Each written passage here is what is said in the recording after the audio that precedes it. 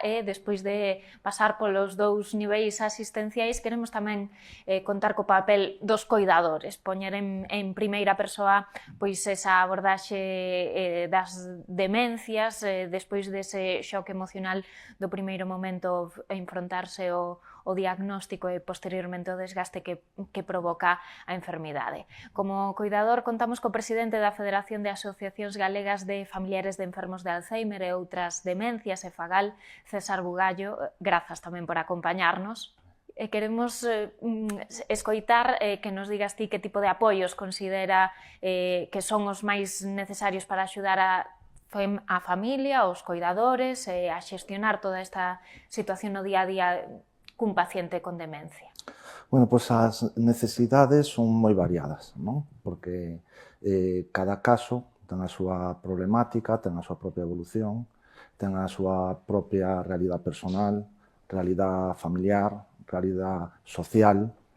Entonces, cada persoa diagnosticada ten unhas necesidades diferentes, non? Pero así, en conxunto, non?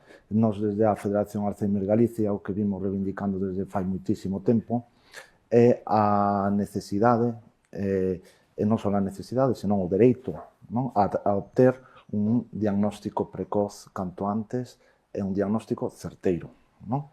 A persoa ten que saber canto antes posible cal é a enfermidade que lle está provocando esa sintomatoloxía e, polo tanto, ten dereito a ser informada de como vai a evolucionar previsiblemente esa enfermidade e con eso tamén a persoa poderá reaxustar a súa vida, non? E programar a vida que lle quede por diante. Antes, bueno, pois, cando che daban un diagnóstico de Alzheimer, moitas persoas, bueno, pois pensaban que xa lle estaban dando unha sentencia de morte. Hoxe en día, podemos dicir que gracias a un diagnóstico precoz, eso non é así. A persoa, ainda si recibe o tratamento axeitado, a estimulación axeitada, pois ainda ten unha vida moi autónoma durante bastante tempo por diante, non? Entonces, eso é onde temos que nos incidir. Eso é fundamental para nós, non? Pero despois tamén é certo que solicitamos máis cousas, non? Desde a prevención, non? Con programas de prevención como estimulación cognitiva, non? Xa a primer nivel para fortalecer eses factores protectores, non? Para evitar ou retrasar o máximo posible a aparición dos primeiros síntomas. Pero despois tamén, unha vez que a persoa xa entra no sistema sanitario, pois sí que pedimos unha maior colaboración entre as diferentes áreas implicadas, como neuroloxía, psiquiatría, xeriatría, medicina familiar, enfermería e traballo social. Eso é moi importante porque a veces nos dá a sensación de que cada un traballa un pouco na súa parcela, en vez de facer unha auténtica coordinación sanitaria, e digo máis, o que sería necesario era unha coordinación sociosanitaria, é dicir, tamén poñendo como axentes activos en esta problemática tamén os servicios sociales. Tamén é certo que reclamamos un maior acceso a estes profesionales. Porque nos sabemos, somos conscientes de que hai listas de agarda, hai saturación laboral, eso non cabe dúda, pero nós o noso papel é reivindicar sempre as necesidades do noso colectivo. Por qué? Porque esta é unha enfermidade, ou, como se comentou, non é só o Alzheimer, hai máis enfermidades que provocan demencia, que teñen diferentes tipos de evolución. Entonces, nos podemos encontrar con necesidades sobrevidas en calquer momento, como problemas conductuais, que hai que saber como actuar con eles, axustes na medicación, por exemplo. Entonces, eso non se pode esperar 2 semanas, 3 semanas, 4 semanas, o que o sistema determine que para poder dar solución a a necesidade de sobrevida, non? Pero despois tamén temos outro... Bueno, isto sería, dá para bastante, non? Nos casos, por exemplo, das persoas que viven soas, non? E son diagnosticadas, e van para a súa casa, quen mira por esas persoas, non? Pois iso tamén é un problema moi importante, non?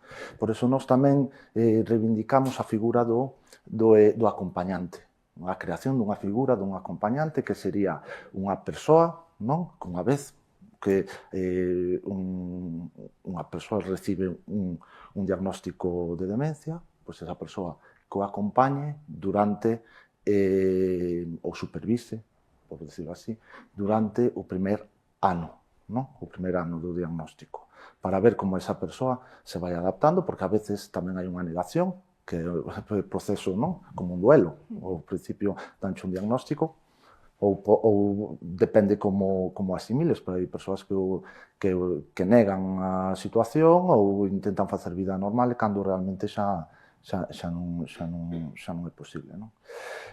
Por outro lado, tamén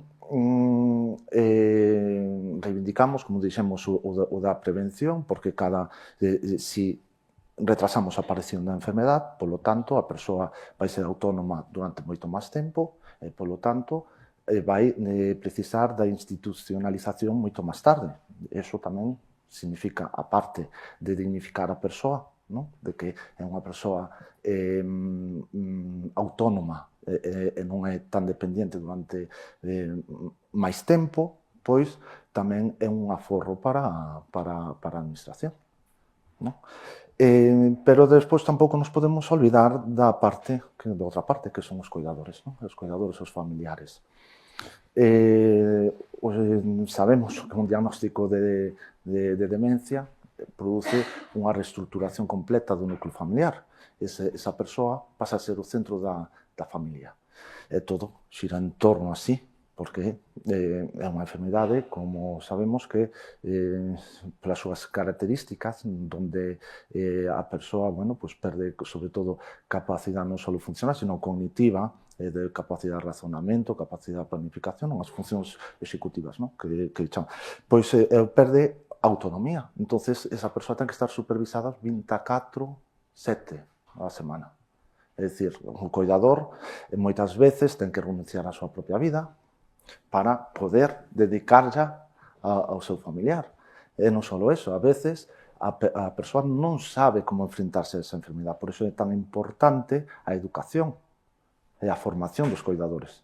É dicir, informar o cuidador en que consiste esa enfermidade, que síntomas presenta o seu familiar. Entonces, claro, se unha persoa che está repetindo seguido varias veces o mesmo, o cuidador ten que saber que non o está facendo para fastidiar, senón que é un síntoma da propia enfermedade, non? Entonces hai que saber un pouco como sobrelevar, ou cando ten unha agitación conductual, tamén como sobrelevalo, porque a veces nos encontramos que os propios cuidadores son usuarios dos servicios sanitarios, incluso máis que os propios enfermos, por ansiedade, por depresión, o síndrome do burnout, ese tan coñecido, non?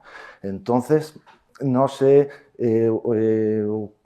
o que reivindicamos un pouco tamén é iso, que actuar de forma precoz sobre nos enfermos, pero tamén actuar cas familias o antes posible, ca súa formación e tamén cun apoio, non?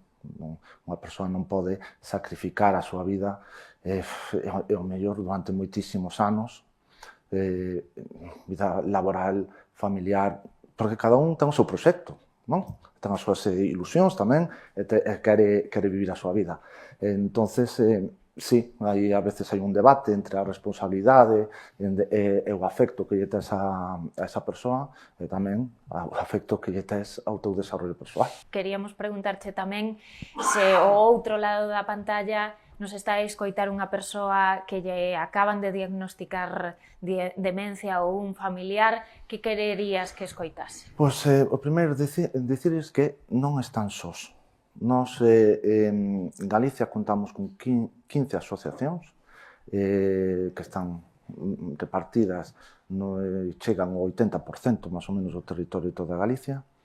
Conformamos unha rede, unha familia realmente, unha rede de familias e de cuidadores que en algún momento se encontraron nesa propia situación, non? Eu animos sempre que vayan e que acudan a unha das nosas asociacións, a máis cercana, porque de seguro que algún tipo de resposta van ter. Xa sabemos que non podemos prometer milagros porque é imposible, son enfermedades que non teñen cura. Os tratamentos son paliativos, non son curativos en ningún momento.